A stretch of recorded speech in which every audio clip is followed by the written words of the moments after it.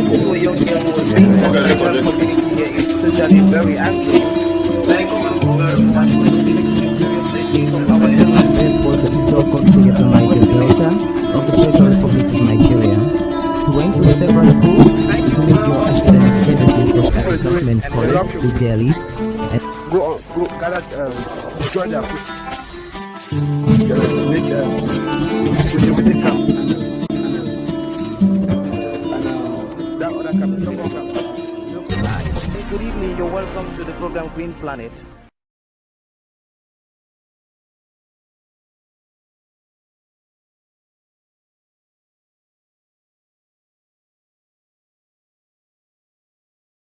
Good day and welcome to Development Power at the African Center for Community and Development. I am Arrey Ivo, and in-house here with me is Miki, the founder and CEO of Denis Miki Foundation in Libe. Hello. Hello, Ivo. You're welcome to Development Power. Thank you. In today's program, we shall be talking health issues, and we're going to be looking at disease burden in Africa. Roughly 50% of deaths from all types of infectious diseases worldwide occur in Africa. In 2015, a person living in Africa was more than 3 times as likely to die from AIDS-related diseases, and this was the highest in terms of global comparison studies. The same person was more than 10 times more likely to die from malaria. Africa also experiences a high number of premature deaths from non-communicable diseases such as diabetes and heart disease. What needs to be done? You brought up very pertinent points, and it's very, I can say it's heartbroken to know that a disease can kill in one area more than in another area. And there are certain reasons, a lot of reasons that could cause that, and which is what is being said all the time. Poverty, illiteracy, not being aware of what to do when the diseases pop up, poor health facilities and all. But then it's not time for us to talk about all that. Let's maybe propose solutions, feasible solutions, innovative solutions that can help tackle these challenges that we have. So, first on my point to give is the fact that all stakeholders have to get involved in this. Civil society, government. Yeah. It's not just for the government alone, because people keep saying the government isn't working, the African government is bad, but it's not just for the government. Every individual, every African has a role to play in being healthy. You have a role as a community member, as a citizen to play to make sure that people live healthy and don't die from such diseases. Take for instance, the case of stigmatization for HIV and AIDS. That's one of the highest killing effects of HIV and AIDS. It's not the disease, but it's stigma. Many people who are infected don't want to share their stories or come up open because of the fear of stigma, and it has killed a lot of them. I have a case of a child who died at the age of 7 in Benue, Jimdo precisely. He was HIV and AIDS positive. His parents had died because of the disease, and due to stigma and poor health care, he had to die a few months ago. And why was this? As a child, he goes to school, and his teachers tell him not to come to school because he's sick, and he might infect the other children. It is actually, wow. Instead of proposing proper health care, like, okay, let's contribute and take this child to the hospital for his health care, since that it's maybe transportation to go to the nearest health center, but maybe children should bring, instead of telling you, stay away from school, you're sick, and it might affect the other children. Now, what you just said is very pertinent. You being a CEO of a foundation and also a professional nurse, do you think the central harvesting of drugs for treatment is one of the main drivers to this issue? The fact that people go to a main center to harvest drugs, and you know, by the time you get to this place or you're found in this place, it's automatic that the society now starts developing some ideas. Do you think that affects this issue of stigmatization? That's very true, because it's very, very true. Yeah, like in the hospital system, you have the HIV section where they do counseling and medication. Some people don't like to go there. While I was practicing, the people who send nurses to go and get their medicines. because everybody knows that once they see you there, you're positive. So it makes care not to be very physical. So there was a new way they had to do coding, maybe code the name of the section, but people could still break through those codes. So it affects a lot. But if people could break the codes, it also has something to do probably with the lack of professionalism amongst the core, the medical core. Yeah, that's true. So it has a lot of effects on that. And also another part of it is not just even going and people knowing that you have this disease or it's because you are sick of this disease that you're going here. Another issue is the location of the facilities. Taking for instance my work with rural people. Most rural centers don't have nearby clinics, nearby health centers. They maybe have one. Take for instance in the community where I'm really working with in Benue, the main health center is in Benue Town. It's a village, it's a rural community. It's Momo division, Metal, Plagway, 28 villages. So imagine all the village members from all 29 villages have to come over to Benue for treatment. Transportation, because most of them use the food. So if you're very sick before you walk to the health center. So rural areas have a lot of those difficulties, and that's where the highest number of deaths are being recorded in the rural areas, because the urban towns have now small clinics, people are doing businesses through health centers, petty clinics around the neighborhood, so you are facilitated to get health care. But for the rural people, it's a bit difficult. Healthcare facilities are far from them. This is very pertinent what you're raising, and I think also through vocational training where some of the tested practices you've gone through is being taught to maybe health practitioners and as well as the civil society, can also help to either reduce stigmatization or to create new solutions for the problem of HIV/AIDS. Yeah. Okay, in terms of that, there's also African governments that are being called upon to step up research in infectious diseases so as to understand the disease patterns and the hotspots. And there's also the need to triangulate data from different sources. This holistic thinking we've been highlighting earlier on.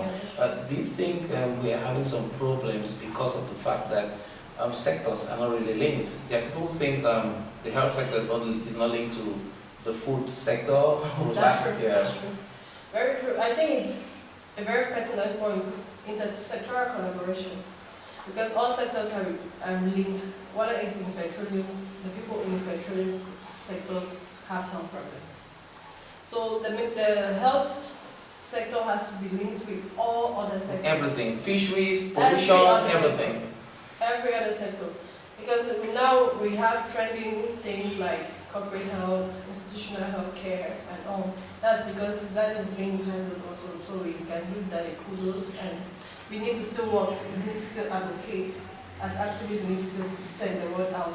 The ministries have to be in partnership with everybody, every stakeholder, every institution. Because my idea is, like when I was in secondary school, we have what they call a sick bay in the school. That's in the boarding school. So if every school will have a sick bay or a school nurse. Or a borehole. Yeah, a borehole. The school nurse, like take for instance in primary school children when they're sick, the first thing they call their parents, and then they take them to the hospital. But there's no school nurse. There's no emergency service and there's so no on. emergency service. So those are things that could be running and very important to have a school session where you can run, you have maybe a fever before they're calling home and everything. So if it could be on every sector, every institution, every office, every workplace, it's going to be helpful. And then there should be collaboration for the data to be collected, because the data collected from a workplace sent to the ministry is accurate, because not everybody goes to the clinic and gets the right data. That's true. Yeah, so it will make some feasibilities and will give correct data, because correct data is very important. It's very important, especially in the design of projects and so on. And policies too, because bringing up a policy from wrong data that has been collected is bad. It's really bad. So if data is well presented, well collected, and it can really be best collected when everybody is involved, from the lowest lay person, from the lowest institution. It should be a chain that is equal. Everybody has access to that. So maybe bringing different stakeholders is very important in healthcare. Now, let's play the devil's advocate. All right.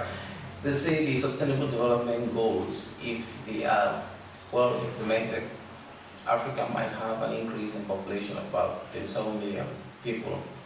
And that's about the size of the population of Angola. And now that will have implications on poverty, the provision of infrastructure and other social services and so on. So what is your understanding of this? Should we allow people to die because we want to check on population, explosion? Do you think the capitalist calculations are playing too much in terms of this kind of logic? You say that has just made me remember what they talked about the Chinese people, that they had to implement the law of abortion because the population was overburdened for the facilities they had. But I think it's not about letting people die. It's about stepping on what we have. Because that the death of a person is not the best advice ever. No matter what we have, we can manage and then live on. So we should promote life, promote that everybody has the best health care, promote that everybody has the best situations to live healthy and live long. But now we step up our development activities. We build more schools, we develop our areas, and we can do that not depending only on the government. We should also do it at our own level. Maybe in your community you can open a clinic that can take care of the healthcare situations of those in that community. So it gets everybody involved, every individual involved, every citizen involved. People have money, but they keep it to themselves. I believe the world is not just keeping money to yourself. It's being able to use what you have to help those that don't have. And you could help through a school that you open, maybe a school where if you're in a poor community, or you can look for a poor community, you open a school and school fees is at a very low rate. Affordable. Very affordable. Children will be able to go to school. You can create a social enterprise. Yeah. Children will be able to go to school, learn about health care, because they'll be able to take care of their health. They'll teach them how to know how to prevent getting HIV, prevent getting malaria, and that will help prevent them from dying and increase lifespan. Also, the population increase is very important because human capital is very vital. It's vital. It's vital for Human capital is very productivity, vital for gross domestic product, yeah. and so on. So, reducing or allowing people to die is not the best solution to our problems. Now, another issue that this is going to carry us into is the issue of corporate social responsibility. Okay. If you realize, and mainly especially organizations in the Western world, and even the development mechanism or instruments or devices that are put in place to support organizations in developing countries, many of them say they don't know stakeholders to sponsor, and also aid is fundamentally functioning on written projects. Now, there's a contradiction in terms, not everybody who needs financing can write a project. There's also a contradiction in terms like, how should you receive money when you're an illiterate? So, this is an opportunity probably for you to talk about how organizations can become more proactive to contact maybe some organizations that have digital footprints, or to do their own due diligence in these countries that they want to operate in, to get to know how to sponsor without the very bureaucratic mechanisms here. That's very true. Honestly, that is a very pertinent point. Because I have partners I work with, they're so involved in community development, so involved in humanitarian activities, so involved in activities that promote health and everything, but they don't have written projects, honestly. So what we do, we help with training to help write maybe proposals and everything. And it's very pertinent because I think corporate social responsibility for institutions is because they need those projects, those proposals to put them in your files. Because when you're budgeting or doing your reports for the year and you're stating that you spent this amount on corporate social responsibility, what project did you go to? You now have those proposals which were submitted for references. So at our level as stakeholders, we are doing a lot of capacity building trainings to train those eligible people how to write projects. If they cannot write, we write proposals for them and then submit to the right channel. But then it's notwithstanding that if you know someone who can do a project, you will have to wait till proposal is sent up You could have the person prepare the proposal and then grant the support. And another challenge that is quite different from one of the It's funding. It's just being funded. Even submitting those proposals, it could take a long while before they could fund it. The mechanisms, the procedures, the bureaucracies, and The so needs. much. You need to submit, you need to follow up, and then at one The point you hear the templates. documents are missing, or this person, because there are steps, they have procedures, they have offices where you go through, you meet this person in this office, and the next morning the file you submitted is no longer there, you have to reprint. It becomes monotonous, it becomes Burdensome, yeah. especially when you're operating in scarce financial environment. Yeah. So while we are stepping up our game, I believe that the institutions, the big companies that are trying to get involved, because a lot of companies are doing social responsibility now. So while we're doing that, they also have to build a sector for their own care of that. Because if they have an office that's in charge of corporate social responsibilities, where we come with our projects, our proposals, we know we are tracking them there, and we know we're going through this method. But then when it goes through too many offices, and then at one point you are not finding your document anymore, you have to call over and start creating, it becomes very, very strenuous.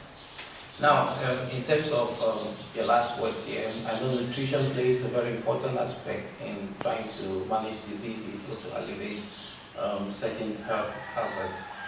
What do you think is the reason why many Africans or Cameroonians do not have access to healthy food? Oh, that's a good question.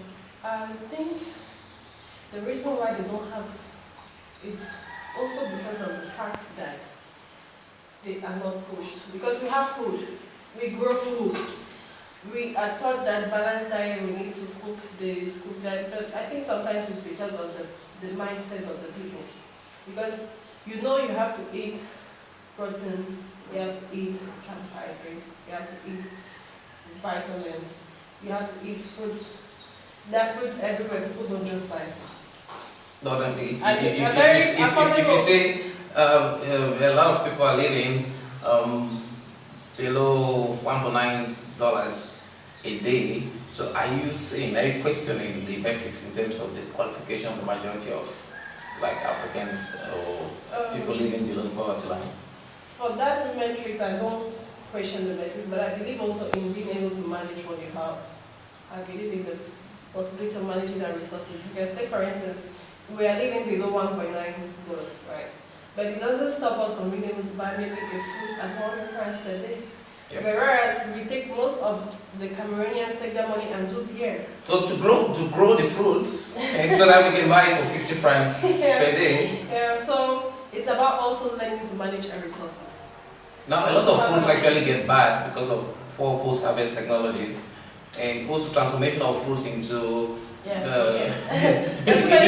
juices and so on. So it clamors for the right. I think the right mentality from the donor community has to be that training programs, vocational training programs, via NGOs and maybe the need to be stepped up. Yeah, that's true. That's true. Because while we are talking about our personal responsibilities, we also have to think about training the people. Yeah, that's true.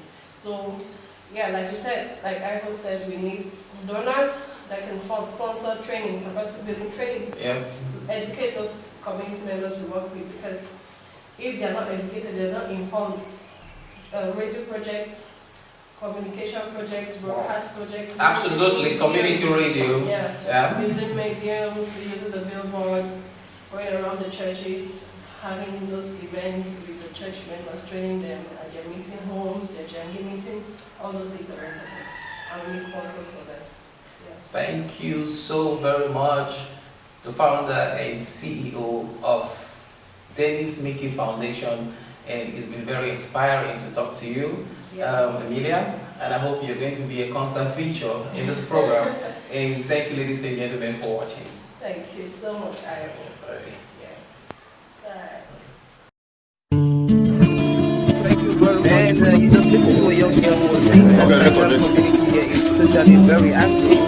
Thank you very much for listening to our This was the Ivo country of the Niger Delta of the Federal Republic of Nigeria. He went to several schools to make your academic ability was the government forest to Delhi and Go gather, destroy their food. With the camp and that other camp, no more camp, no compensate everybody. So generation sometimes. Today our focus is in the style of Denis Miki, a poet and writer, and we shall also be very interested in his point as more dancer.